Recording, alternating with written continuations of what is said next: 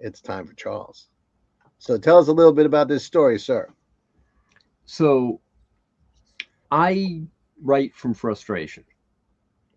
I see somebody write something and they skip over the part I'm most interested in. And this is that kind of thing. I've seen so many stories where the brave knights are defending the hill, Right. and that's a set piece. It's there to establish things, it's not the story. And I kind of wanted to put the brave knights up on the hill and make that the story.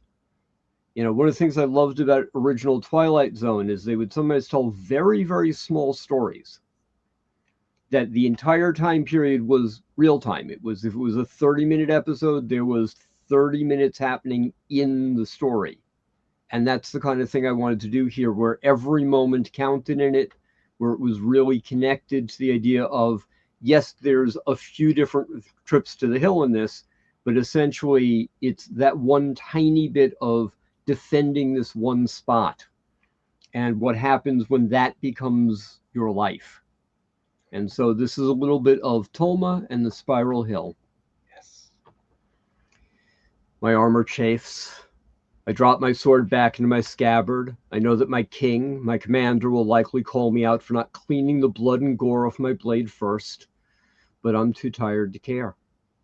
6 of the enemy are dead at my feet. Around me, plenty of other raiders dispatched by the 10 who marched to the border with me and our king. No man who stood against us lives. Tolma! My name is shouted, but not by the king. It's the voice of Tanak, the knight closest by. He falls. Then another.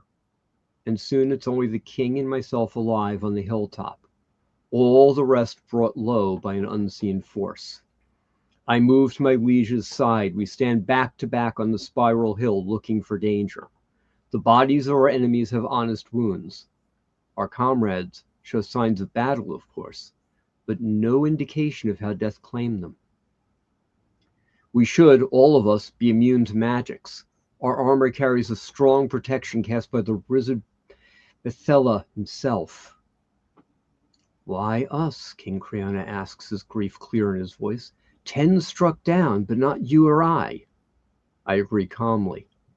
If we are next, knowing will be a small comfort. If we live, the answer might tell us the source. Tell us who we must kill in vengeance. Have you no heart? The king asks. You speak with unnatural, even nature. You should not be surprised. This behavior of mine is not new to him. I was always this way in the last battle season, and the one before that. I bite back my real answer to his question. He would not receive it kindly. My apologies, I respond instead.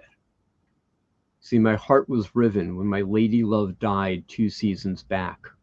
I've no passion, no feelings other than the anger since that terrible moment.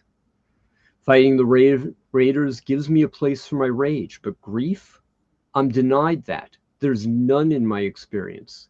The only small mercy I've had is the absence of that disempowering emotion. Fear bides the king to stay and watch and worry. Loyalty keeps me to him. Not respect, merely dedication. He is a strong man when handed a sword, but any and all other tasks seem to take him low. And now he stands with his sword out and quakes. It's the loss of its last good use. Not that I say any of that aloud. Same wasting disease which claimed my fair Alina, claimed our good queen. Of the two, king and queen, her crown was the only one that rested level. Without his lady, our liege's best kept at the border and never in the seat of power. And now his fears have ruined him. I will not depart when we leave this hill. It is settled into his bones. You don't seem scared, Tolma, not even for yourself, the king complains. If we wish to live, we should move, I reply. Your armor might or might not be better warded than mine, but all these men who stood with us had the same protection I enjoy, and you see what became of them. That spurs him to motion. He runs down the hill. I follow a hair more slowly. He catches his foot. The weight of his armor prevents him from recovering his balance. He only tumbles a short way before being caught up by a boulder. I hear the dull metal thud of the jolting and abrupt stop. I help him to his feet.